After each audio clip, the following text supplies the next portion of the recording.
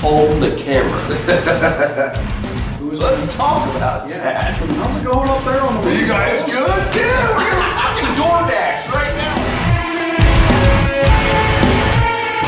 walk up? It's gonna be over. No, they kept going. Yeah. Then we're doing that. Okay, We didn't even phase them. oh, you know, who ordered the tax? You know. All right, hey guys, it's Sean from the Shank Redemption Podcast. I'm here with our headliner this week, Chris Young. Hey, everybody! Feature act, Otis Boggs. Hey, everybody! And local legend, comic, great guy, Chris Gathright. That is Chris. That's me. Gotta have Chris squared on every podcast. Yeah, it's The like Chris original Brown. Chris. Yeah. It's the Eiffel Tower of Chris. Anyway, so first off, as I said, you know, don't forget, check out our sponsors, myvive.com, Shank15 is your code, and Black Label Chronometers.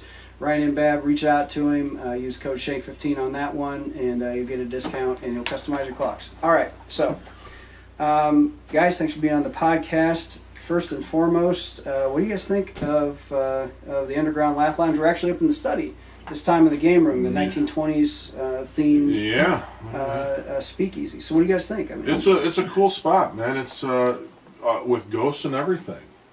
You've met the ghost already. I met man. He was there. So what do you do? But no, all good. So. Oh boy. Okay. We'll get more viewers, right? Because they'll come to see the ghost. They got to stay for the comedy, right? See, I'm trying to think if you're joking or not, because we do have. Oh, I'm sure I'll see him this weekend. I'm sure. Okay. Yeah, but they're soon to be followed by nosy kids and a dumb dog. That's a Scooby-Doo reference. It is. Yeah, right. Yeah, you dastard. Right over. Yeah, got it. No. As long as Velma shows up, I'm Oh good. my God! Yeah. Yeah, she was the hottest one. Yeah. I mean. Yeah. Yeah, Daphne was just. She was like the precursor to the change in the world, the soccer mom, we're not going to throw balls at our fat kids anymore, Yeah, no, she was. But the thing is, I mean, and I will stand by this, because if you look at any, porn site worth its salt, they have, everybody's dressing up as Velma. Nobody's dressing up as that. Right. Well, that's the rest. That's the one that is hard to do, right? It's hard to be smart and hot and wear orange and all that. I do it every day. Yeah, right. Well, it's just Halloween. You should have seen him out there. Oh yeah, wow. Did you get lots of candy? No, I'm diabetic. Oh, so. you didn't get in the van either? I would have gotten in the van. He man. just pumped some candy. Oh my God. Yeah.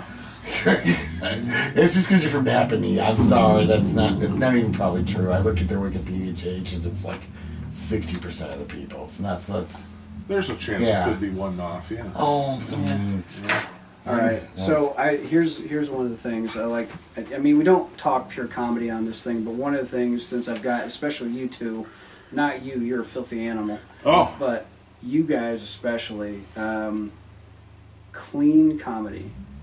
All right. It is not the easiest thing in the world to do. No, I just find myself, I don't think that way. Not saying that there isn't room for all of it, but on stage, my persona, who I am, nobody believes that I'm just this raw sort of swear whatever. So what I'm thinking, just in normal life, it's sort of, oh, I'm the dumb idiot just in the situation, not the, I had all of this. Man, you should have seen the girls leaving in and out of my house, and I was doing this and that. It's like, yeah, no, nobody was leaving my house. So. Well, but what is your line? Because when, Jay and I are in Comedy Deli, and Chris comes along on a lot of our shows too. But the thing is, we have this line, and we came up with it some years ago. But we've done churches, we've done all kinds of different things, and basically the line in the sand is, ass, damn, hell. Yeah. All in the Bible. Yeah. And I've said, if it's in the Bible, we can use it on stage. No, so, for real. Yeah, no, I think I'm. You use that in a church? Have you used that in a church? Probably not like so much ass or damn. Obviously hell I've said, hey, because I live so close to that, jurisdiction, that hell is in, just sort of commonplace, right? You're going to be sent there, and I sort of say, if you guys are going to send me there, that's on my way home. We're good, and so I think that I know Ask, they use that. Speaking of something different, something different, which that's even sort of I guess Catholic Church sort of scrubbed what some of the other words were, and whoever gave that the sort of, we'll just call it an ass. So it's probably called, something different than, like, who knows. But I think if people get offended by that, there's like whole parts of the Bible that are just like, you couldn't even write that stuff in penthouse form or anything like that and get away with it, right? There's dudes up on a balcony watching someone else's wife take a bath, and we're just all jealous that wasn't us, right? But he went so far as to go and do it, and then have that dude sent off to the front lines. I just didn't get rid of your husband. I got rid of him. So it's like 50 Shades of Jesus. Yeah. Well, okay, but so no, there's so much truth in what you speak. I mean, some people are gonna say, "Wow, that's Old Testament. It doesn't count," But there are stories of the two daughters that slept with their dad to pretty creepy. The bloodline going, and it's just like, what it's. I mean, whatever. I thank God every day that my daughter's unattractive. Yeah. Right. You stop by the meat market, grab some beef to tie around her neck, and hopefully, no, I'm just teasing. Don't play with her. I'm pretty sure that's in the search bar at Pornhub too. If you say two daughters of the dad, sure you could just put that in. I would I wouldn't even look that up. Why? That was genuine. Like, why? Right. It's so good. I would not want to be affiliated with anything like that. No, I think that, that we're getting sort of theological, but that's like to take the Bible, just one sort of thing here and there and say, oh, this is bad because of that. You only need to turn the page and say, oh man, that was blown out of the water. Even JC sort of said, that other stuff, not so much. That other stuff, here's what I think you should do. And even he stayed late at the party, right? And then when all his friends were like, hey man, you want to take the boat home? No, I got a way to go. And he just sort of I'll walk on the water back out to the boat, and you all be, So he was, I think he was probably, he would have had to have been a prolific speaker. He just didn't get up there and be like the Pope in the window doing, St. Peter's sort of blah, blah, blah, blah, like that. He would have had to have been, hey man, come on in. I think he probably even had a sort of comedic sort of reference to him, because would you stand around some dude that wasn't holding your attention, and every time, So you're saying Jesus had a tight five? Probably. Probably. Might not even been tight, but he probably had to be hey man, you got some fish? Okay, let's get some fish. You got some wine? Yeah, we got that too. All right, we're set to go here. And I think he probably had to been. I've talked with long car rides with some other comics about this. We get into this.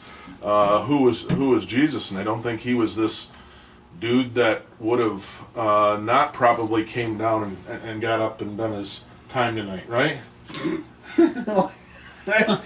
I think it would have been out of place in some of the stuff we saw tonight. But I mean, that's that's no knock on the comics tonight. I don't know what is it about. No, I know what it is. It's a good club, but it's our open mics have been pretty consistently solid. Yeah, no, they've been fairly decent. They were good tonight. Yeah. I've had a good time. I feel like we got good comics coming in. We got talent in this area, and they show up. Yeah, and I think changing what you did, about the no-show and everything else. I mean, it tightened it up. It made it good, and that doesn't seem to be an issue anymore. Yeah, well, and I would ask you guys what you think about this, but with the open mics, it varies from club to club. We have a club down in across the border, and it's not a knock on them, but they have how many do they allow per show? 20. 20. Right? Yeah. Yeah. Okay. So they have 20 that they allow, and That's some It's- serious machine gun comedy. It's just Yeah. so much, you know. Yeah. But that's why, like, we have 8 slots, Yep. and if you don't show up, that slot, unless it's somebody that's MC Core or Gathright, who's one of our house comics, Yeah. it stays unfilled because Right. we got guys like you and guys like Otis that are capping off the show at the end, so it's a professional show. Yeah, I think that gives. I think pro-am shows are always decent too to see, like, all right, so even at an open mic, right, seasoned comics can grab people that normally aren't interested in them, right? Because no one really, truthfully, like the guy that had his mom and dad and the one that was there with his girlfriend and all that stuff, they're not there to see me, really. Right. But if I can get them to say, ha, ha, and then start that ear of listening, that also helps, like, oh, this is a show. This just isn't my boyfriend or my son up there with his notes out. This is a show, and I think that's what everyone sort of has to understand. Like, if you're going to do something, give that audience something, right? Give them something that they're going to say, hey, that was worth my time, Yeah. not just people up there.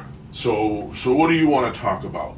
I don't want them to talk, I want Right. them to be, and even with new comics, I don't know about yourselves when you guys were new comics, I didn't really, I know this sounds bad, I didn't really care about a lot of the other comics in the room. I cared about the people that were there to see comedy, whether it was from me or from their son or from their boyfriend or whatever. I wanted them to get that experience, not just, oh, I'm being dragged here tonight. Hey, I went out and laughed at a show with other Right. comics. Yeah.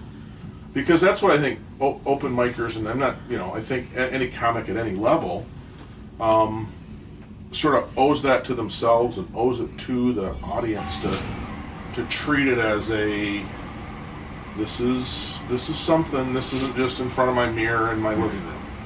Yeah, but Yeah. the thing is, they have been too. That's I don't know. It's almost like in this region, a lot of the comedy, it's kind of treated like the Wild West. People are just doing what they do. There's not a lot of format. But then they come here and it's like, you have 8 slots. You do your time. If Yeah. you don't show up, you're out for 3 months. Right. But that's I don't know what year you started. When I started in '95.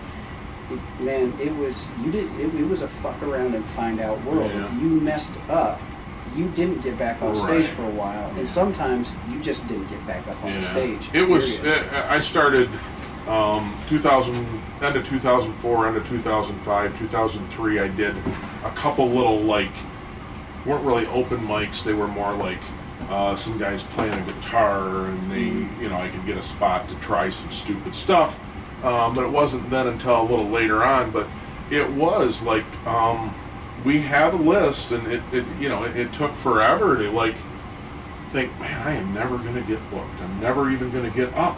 But in the meantime, you still got to find places to get on stage. I still, like, forever I couldn't ever get up at Mark Ridley's Comedy Castle. Never could, Yeah. never could do it, and I didn't know why, how, or whatever. And so then I sort of stayed away from that, because I'm like, obviously someone didn't like me or someone didn't want.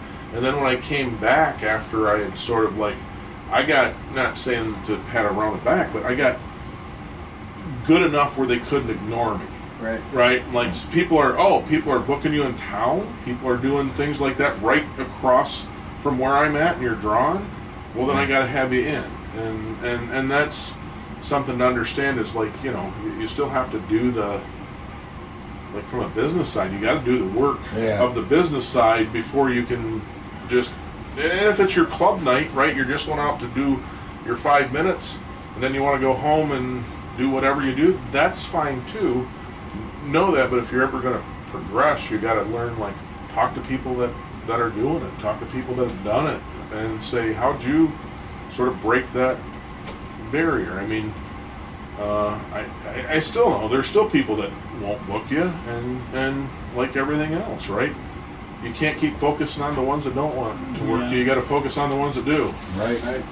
Well, it's, like we were talking about earlier, you were mentioning that, if you can get, the recommendation, that's awesome. But it's one of those things. It's like if it's going to happen, it'll happen. But if not, I used to stress out about that stuff so badly. But then I just kind of said, you know what, I will try to get some bookings, but if it, I'm just going to let the universe abide. Just let it happen. And I've had more success just letting, whatever powers that be take care of the situation. Yeah.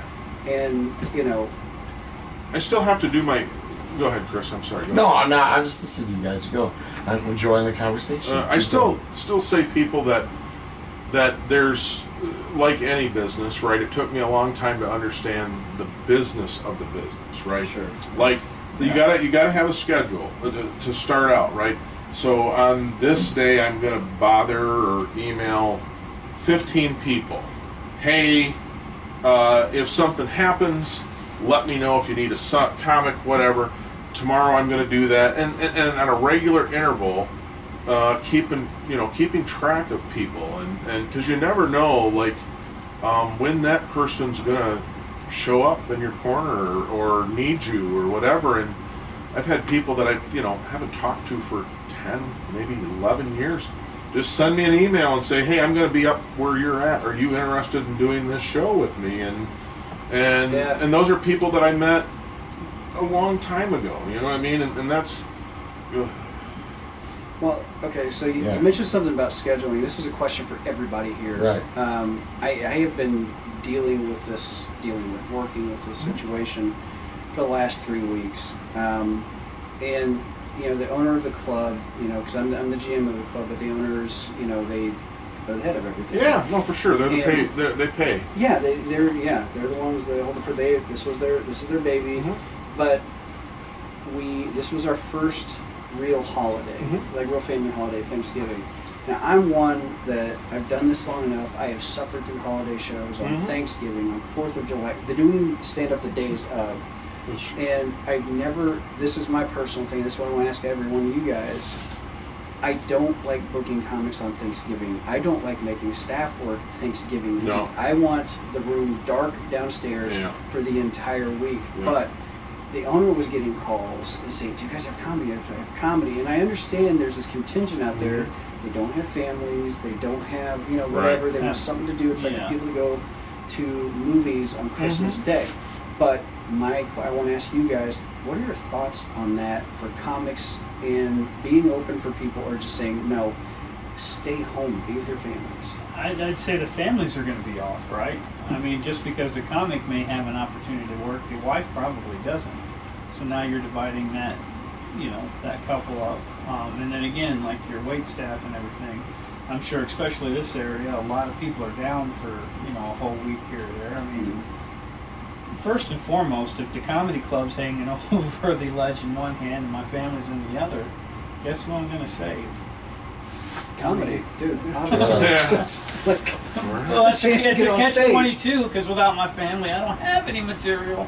Yeah, or you do, even if you don't, like, obviously, you do abbreviated weekend of shows, right? So it's just Friday, Saturday, or just Saturday, or whatever. So one show and like a one-off on a Friday, one-off on a Saturday? Maybe I've seen that. Like, obviously, I know everybody, and I don't know about you guys. For me, it's like the night before Thanksgiving is ridiculous. It's the biggest part night of the year. So Yeah. why would you even compete with it? It's like, to me, why would you compete? Why? Right, Yeah. because that's the biggest bar night. Because nothing says I'm thankful like a hangover the next day at your family table, and beer farts and things like that, right? This is an outlet for alcohol. I mean, on a busy night, this literally is a bar. It's a comedy bar, so. Yeah, well, we're all glorified beer salespeople. We know that. Yeah, no, we do, right? I test a lot of the products. Yeah. Yeah, but here's, like, I know you've got your kiddo. Yeah, right? yeah. You've got grandkids, you've got a couple kids. Yeah. You've got 500 kids. I do not have. Yeah. All You right, have it's a pretty lot of close. fucking kids. Yeah, there's a couple Money. pages on the Yeah, right. tax returns and stuff we do. Right. So with all your dependents, your deductibles, whatever you want to call them, Yeah. but like for you, okay, if I'm like, hey Chris, man, I really need you on Thanksgiving, like what would the wife? Nah, I'd have to turn it down. Yeah. I think that's like an alternative comedy night, like where people have like weird little shows they bring in, and that's the people that have like don't talk to their parents. You give that room to them that night, and they could probably half fill it Or with a wild game show like you do with Newlyweds or something like that. Yeah. They got something they could do. Doug Loves Movies comes in. It's like that's like the single. The people don't want to talk to their parents anymore. We live in the comedy community, so no, there's definitely some comics that aren't talking to their mom and dad. Some are still waiting for their dad to come home. Yeah, too. So. Yeah, right. What about an open mic? A structured open mic on that night, because then you're pulling locals. You're not taking anybody far from home. Let the locals bring in. Well, so then you're going to the old thing of so everyone says, they're giving Thanksgiving off so their people can be at home with their families. Well, what if a few of those people have their in-laws staying with them? Maybe they do want to work, right? Yeah, just get out of there. Right? I'm just teasing. That's legit. Yeah. I think I don't know. It just seems to me that Thanksgiving in general has such a competition for people's attention. Yeah. Right? I mean, it's just... We got a parade, we got football games. We got whatever. People, girls it's a are... busy travel day. Yeah, people are preparing for the next day if they're going shopping, things like that. I think it's tough. To me, it's tough on those holidays to want, I don't know about yourself, but want to go somewhere, right? You just want to sort of I'm in my turkey eating pants and I'm here. Yeah. Well, it's also kind of, I don't know, it just seems to be reflective of this go, go, go culture. Mm-hmm. Instead of us stopping and saying, look, we need a fucking day from everything, from just stay home, just be with your people. It frustrates me too, because one thing that, and this is what I like when we talk about stuff like that, is because it's behind the curtains kind of shit.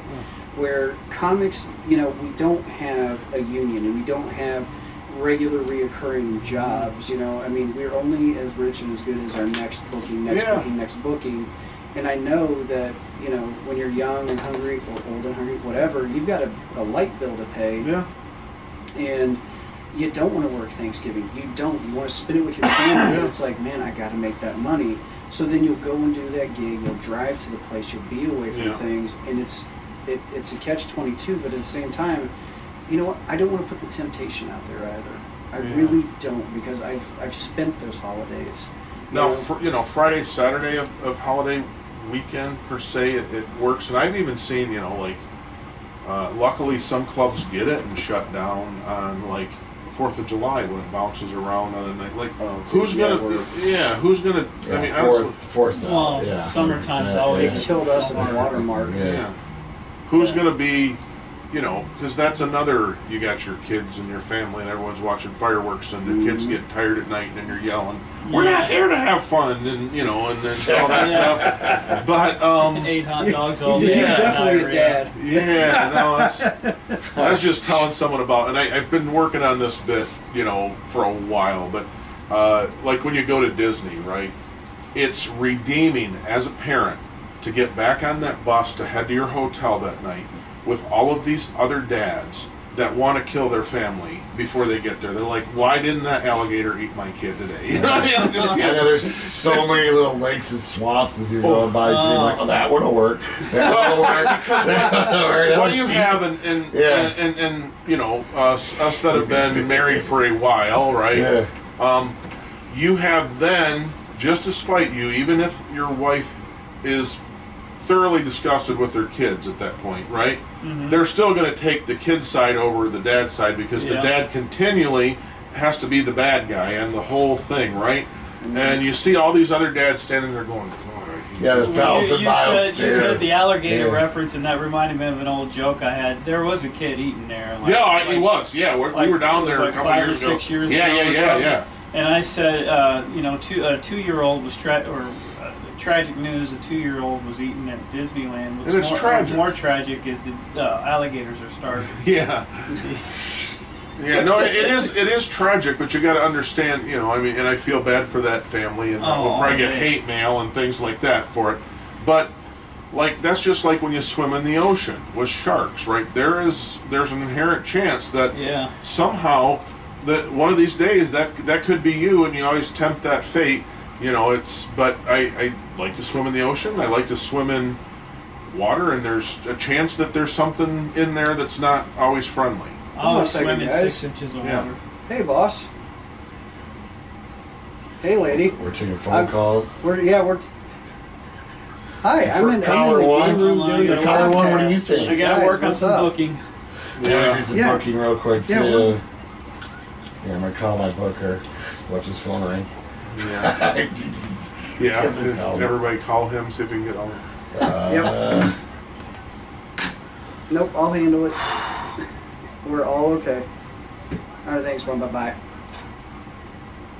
All right, folks, that was the owner of the comedy club, and you gotta answer when the boss calls. Yeah, no. But we've all done that where like I always say, right, if you want to know if you're meant to be with a certain person, you should do a couple things. One, try to build like IKEA furniture with them. That'll show you, right? Or two, go on vacation with that person, and then you see like, oh my God, do I have to deal with this? But I think those things that have family, that time, you sometimes also don't get, I'm not saying the best people, just the people in the best state of whatever. You've just been with people that you're normally not with for a couple days or all day long.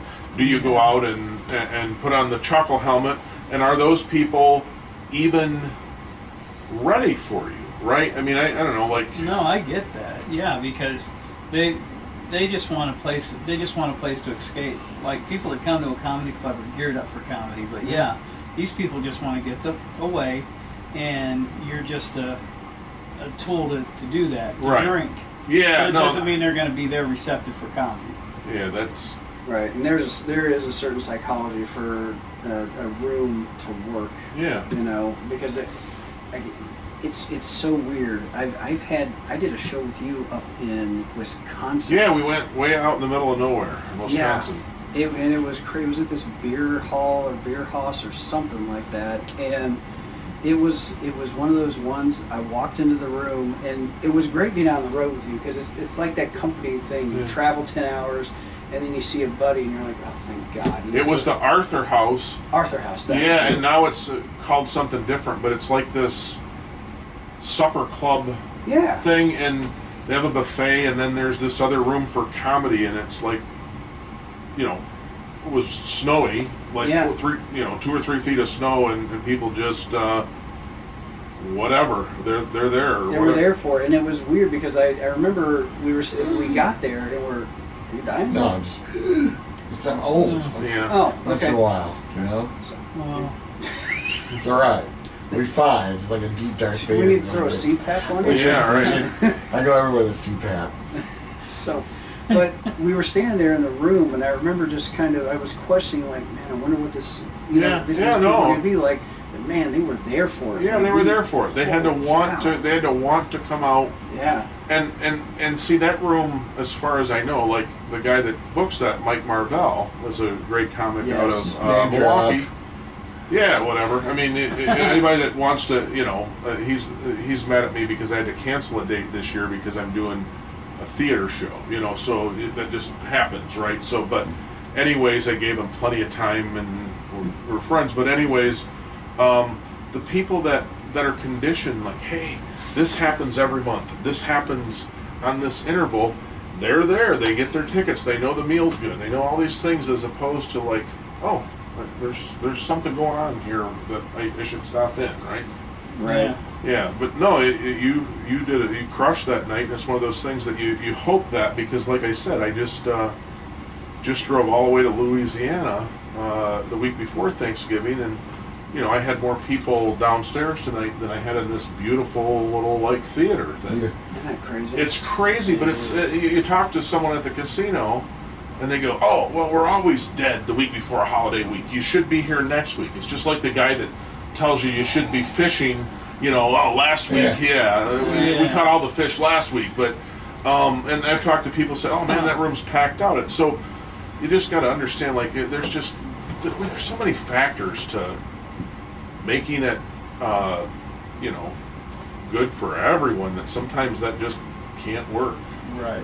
No, and the thing is too with the holiday thing, I don't feel like the energy is there for it. Mhm. Like you said, the people are there, they're looking for an excuse to get out, and it's like, yeah, but they're there, but they're not there. Yeah. And it just, you can feel That's that what energy in the room. Chris was saying. The difference between, and I'm not, I wish I had this much musical ability. I have none, right? I took a harmonica class that they said they could teach you to play a harmonica in one day, and the dude goes, "You can't hear the differences between those notes?" Then I can't help you. So I don't have that. You know what I Are mean? you too focused on sucking and blowing? Yeah, right. I mean, that's yeah. So whatever, like, the numbers, right? 1 through 7. I can only get to 2. Hey, do you got a black marker? Somewhere in there, yeah. Well, What's if up? Chris falls asleep, we're drawing dicks on his face. Oh yeah, for sure. What? Yeah. I'm not gonna fall asleep. Do not pull a Barnett. I'm not gonna fall asleep. I'll tell you. No. I'm But doing good. But anyways, it's the like I wish I had any musical ability, and people that can play and sing and all that stuff. I think highly of, but. Comedy, we're talking like a sort of a gladiator thing, right? You're standing in the arena all by yourself. You don't have a guitar, you don't have a horn, you don't have all these things, and you need people to save you, right, from everything else going on, and that's a weird sort of thing. Like we're there, where if a band stuff starts going south in the crowd. Play, she took the midnight train, and everyone, we know that. But if you were to go like, my wife, they're like, we got those two, we don't care, we're going to continue to drink on this, beer and talk. Yeah, we don't have cover songs to save us. We don't have. Wouldn't that be, Yeah. Yeah. We need to do that. Otis is going to have to come up with a cover song for comedy, right? He did one tonight. Yeah. Thought it was good. Yeah. Dude, that was. I seen told her Will. in a vape-smelled room. Yeah. A A vape-filled vape-filled room, the smell of Wine and cheap urine and right. Well, I So, seen but the cheaper in a difference- smoke-filled room. well, the difference. Okay, but the difference is, like, if you have a band that is in a hall and they've got 6 people, They can still play. they can still play, but it's 6 people reacting to a band. Whereas I've been in rooms, and I know you have too. All of us have, where we've had 6 people in the room and they laugh like 100. Oh, sure. Yeah. Yeah. No, there Yeah. can be a good 6 people, and there can be. Man, I could have stayed and saw these 6 people at my house, right? Yeah. Yeah. The smaller crowds here seem to be like a little like you gotta earn it. Yeah. The sold out shows are like the old days of any comedy club where it's you just get up there and you're doing your thing. It's like a genuine, you're having fun. Yeah. It's like that feeling of what you felt 20 years ago. Well, I think the best comedy you do, right? So, like anything, is that zone, right? Where you get up on stage, and at the end of 30 or 45 minutes, you go, holy cow, what just happened here? Like, I'm done already? Yeah. And the ones that you then, like, I'm only up here 28 minutes, and I got to go to an hour or whatever. Yeah. But that's the difference sometimes of, like, the energy in the room can change, doing your material, whether, and I don't know about you guys, but that's the hard part in a theater as opposed to a tight room. You've got to wait for it to get to the back. Allow Yeah. to come back. And that takes a minute to do, where if you're in a tight, like, where people are on you, and I'm talking, like, you were talking about the old room in Fort Wayne, right? Mm-hmm. That was one of those where people were right on you, Snickers and things like that. Yes. And even on Thursday, like, or whatever the taping night was, right, when you taped Kevin's show. Yeah. Even if you're doing audience warm up, like I did several times for that thing, it was like those people were salivating to just laugh, and all you had to do was go light the match. Yeah, Right. You know what I mean? It was minimum effort, and it was just that's what I was telling you. It's like you get done with a show like that, you're on your way home. Oh, I could say this, I can do this. This is going to be funny, and then your feet hit the ground the next morning, and you're like, well, it's kind of stupid. Yeah. but, Okay, You know. actually, that's a great point, and this is a weird thing that it's a hard psychology to deal with because a lot of comics have side gigs, Yeah. and you go out and you smash a room. You Yeah. just absolutely devastate it. 500 people, standing ovation at the end. Like you said, Right. you're floating home. You wake up the next day, and then you get to work and you look around and you're just like, fuck. Yeah, no, I've had that lots of times, and I've also had, like, this is how, like, humbling it can be, right? So I've done that, and I've been, like, on my way home going, this is amazing, right? And you get home, and your kids' diapers are full of what, and you got to change that diaper Right. before you go to bed. Yep. And I'm like, even, and I've heard this even from, like, big, huge stars, right? That there's nothing that can bring you back to earth like the stuff you have to do during the day Right. to get to that 30 to 40 or hour that you're on stage. Yeah. Everything else, because those people don't care, right? No matter how big of a star you are, that's like, your Bruce Springsteen and his daughter goes, my dad, he isn't cool. He can't pick me up Right. at school. You know what I mean? Like Yeah. yeah, he's picking her up in a Ferrari, and he's still parked down there because you're not cool. Man. Exactly. Right. Dude, okay, so it's funny. I was at the Comedy Yeah. Castle. And it was the first time I'd middled there. And I get off stage, had a great show, the woo and everything. And this blonde comes out, and I was there with Hood Gamagami. That's his last thing. Anyway, so, the people they want us to sign stuff, take Yeah. pictures with them and stuff. And that was kind of a first for me because I hadn't really had that Yeah. kind of. And this lady comes out, beautiful blonde. She's got a dress, and she's out to here. Sure. And she was like, I want you to sign something for me. And so I have my marker, and I'm like, sure. And I'm thinking like I had bumper stickers Yeah, at the time. yeah. And she does one of these, and I go, what, you boot? Yeah. And she's like, yeah, I want you guys each to sign one of them. Right. And I was like, okay, first of all, this is a Sharpie, Yeah. And she's like, yeah. But I said to her, like verbatim, I said, ma'am, tomorrow morning I'm going to be back home working in a shipping and receiving Yeah, department, sure. running a forklift. Yeah. And it didn't phase her a But second. you're high-low trained. That's a big thing. I am. Yeah, right. Did you sign it like this? Yeah.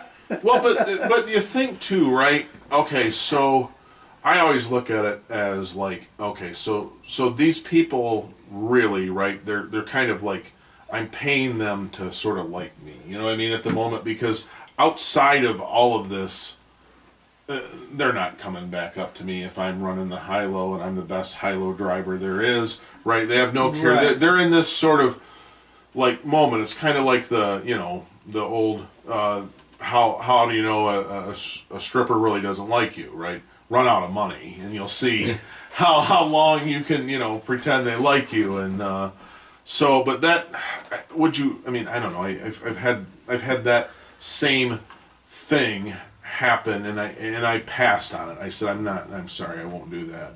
Just because, one, I think it's stupid. Two, I'd be like, if that was my daughter that showed up home with some idiot signature on her boobs, right? I'd be like, one, you're stupid. Two, who is it? I mean, and that's, I don't know, I don't get that. It was awkward. That makes as me fuck, think dude. I'm just now. gonna If I tell you, do it was- sign boobs from now on, I'm going to sign Shank. Yeah, right. There you go. Just in case of somebody. Well, I will only do it at nursing homes, so it's just Yeah, like, right. You just don't have to on the floor. On the floor.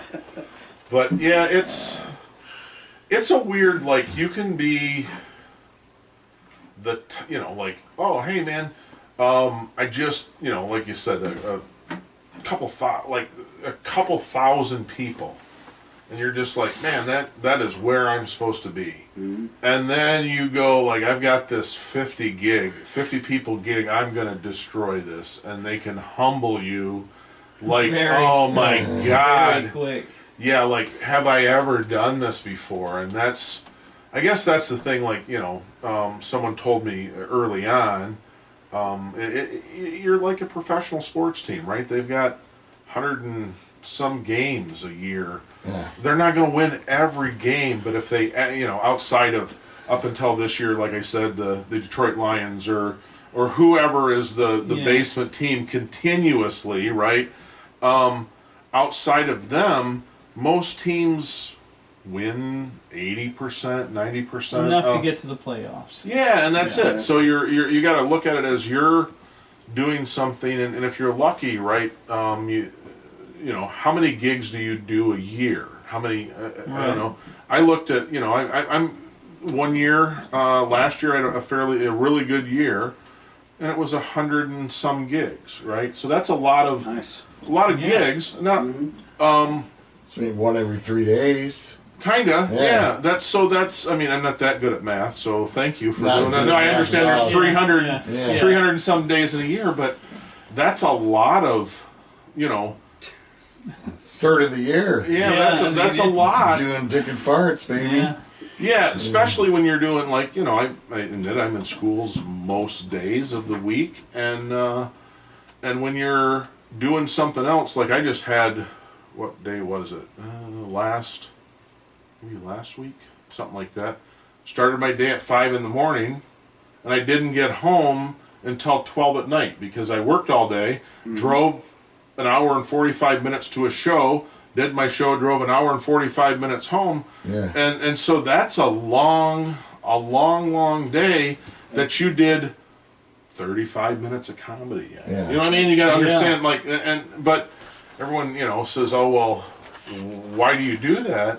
I just say, no, well, back to you.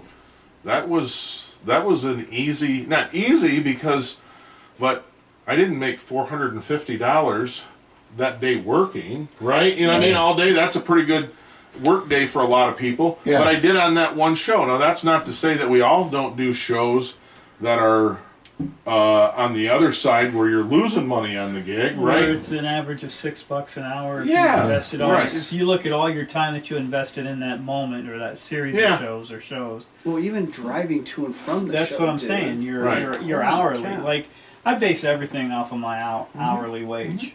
So if I can fix my brakes cheaper than I can pay somebody to do it, I'm going to do it. But if it's something that is going to take me a long time because I'm not professional at it, then I'll fork it up for that. Yeah, no, and that's what you have to like. I mean, there's the actual being on stage is the minute part of this sort of business. The other stuff, and that the good thing is that our risk to reward ratio. I sort of look at it like that: is what is my risk? What's my reward? Did I have, and I've done we've all done a lot of these. Did I have that $100 bill? Did somebody come and drop that off on my porch, or did I have to go get that $100 bill somehow, right? You got to look at it like, if I didn't leave my house, I wouldn't have that other $100 bill that I have tonight. Right. And that goes to phone bill, kids' shoes, Right. 10 pounds of hamburger I just bought because there was a deal, or all these other things that go into it, and you have to look at it like, okay, so unless someone's, sort of wealthy or affluent enough where somebody just does drop it off on their front porch every day, everyone has to go out and do it. And what we all say, oh man, that sucked, I can't believe I did that sucked. But like everything else, it's a weird drug.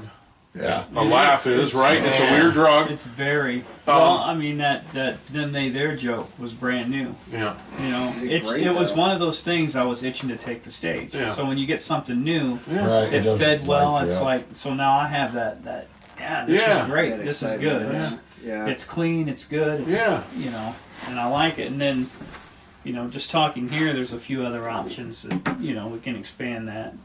I know, like. Backing up a little bit with people's perception of, I remember hosting for Drew Hastings at the Funny Bone, and I'm only in about 3 years and doing comedy. Sure. And they announced me as coming from Napanee. Yeah. And some people after the show was like from Wakarusa, and they said, "Oh, we would have thought you were L.A." Yeah. all day. Like there's like they don't get it. I mean, there's just 90% of the comics are average Joes, and then it's that 10% that can really make a living. Yeah, And you don't even hear of them. and You wouldn't know their names if you. that's met the them on journeyman, street. right? The journeyman sort of, like, I look at guys like Larry Reeb, right? Larry Reeb is an amazing guy, right? Yep. And he's done, like, that dude was on Rodney Dangerfield's show, right? So Yeah. he was on Rodney that long ago, right? Here's Larry Reeb. But Larry might be with you and I in Niles, Michigan, or and he Right, yeah. he has to work, right? He has to work. He is the epitome of an amazing comic that can do, you know, he headlines at the MGM and things like that, but he's also working South Haven, or he's working, you know, Caledonia. Constant, man. But that's his work, right? That's what he has to do, and that's what everyone thinks, right? I don't know about you, but I've never wanted to, like, I want to get so good I don't have to work anymore at this, right? I want to get so I'd love to be like, okay, I don't have to take that gig if I don't want to, Yeah. right? But I mean, you look at guys like when I was, you know, first sort of watching comedy and things like that. I know that's different because I used to watch it. The only place I could watch it on is the Jerry Lewis telethon, right? Because that's the only time where you could see some comedy, right? Bob Zaney and guys like that. He would have, you know, Jeff Dunham and all these other guys, but outside the Tonight Show, which I could never stay up that late when I was a kid. But the first time, you know, you see live comedy, it's different than TV. Oh, yeah. And you think, what is that guy? Well, he's going to jump in his car tonight and drive to the next city, or drive to the hotel, or, I mean, drive back to Chicago after a gig, and that's that's what it is. You go to work every day. I go to work every day. Ken, you go to work every day. It's a hell of a commute. Yeah. Yeah, it's a hell of a commute. Yeah, well, if someone, and I don't remember who told me this, some comic, right, said, hey, if I was to tell you I put $100 bill in a brown paper bag and set it out in the middle of Iowa and told you where it was at, would you drive out there and get it? And I said, hell no, right? But if I told you, hey, there's $100 if you come work for me all weekend at a comedy club, you would drive out there in a heartbeat, because comics, we're not smart, but our sort of thing is the laugh takes away, right? Dopamine, baby. But we're like, It's who's not driven like 7-8 hours for $100 when that math problem doesn't work? Right. You're at $5 an hour. if you Yeah. think about it, the gas loss. Right, and all that else stuff, time. but because you can't do that in your living room, right? You need people. You need people. You need people, and you need people that at the ones at your house don't think you're funny, right? They know that. No, right? They know that. Everyone asks my kids, "Do you think your dad's?" No, my dad isn't funny. He's just Isn't that the old line that all comedians say? I've made hundreds of dollars doing stand-up. Yeah. I'd say tens of dollars. Yeah, hundreds, Tens of dollars. is Well, what- hundreds, tens. Dude, I've got one for you. So It is. I was working a lot with a comic, Jerry Goebel, Yeah. down in Indy, Yeah. and we were gigging a ton in the late 90s, Yeah. early 2000s, and we had an opportunity to do an open mic at the Laugh Spot or Laugh Stop down in Chattanooga. Uh-huh. We did not know there was a time difference. We drive down there 7 hours one way. Yeah. We get to the club. The lights are Coming almost all down. the way off. There's a guy sweeping up, and he goes, "Oh my God, it's you guys." And we went, "Yeah, what's going on? Where's the show?"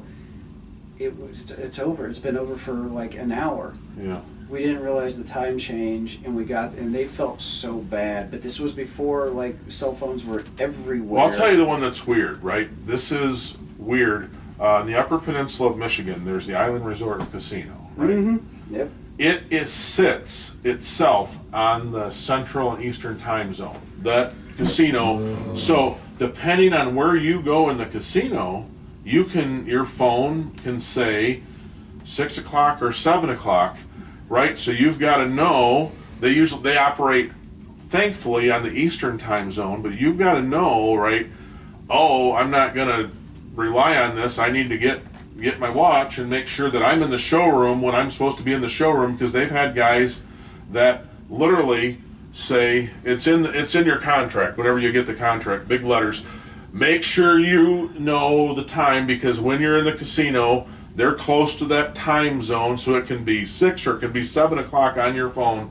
Make sure you're there on Eastern time, because there's been people that have been sitting in their room doing what they do. Oh, I still got an hour for show, and the show's going on. Holy shit! Wow. Oh my Yeah, God. no, it's and that is Oh wow! that is in big letters to know it, and that's what, you know, people that are in like the Eastern time zone, right?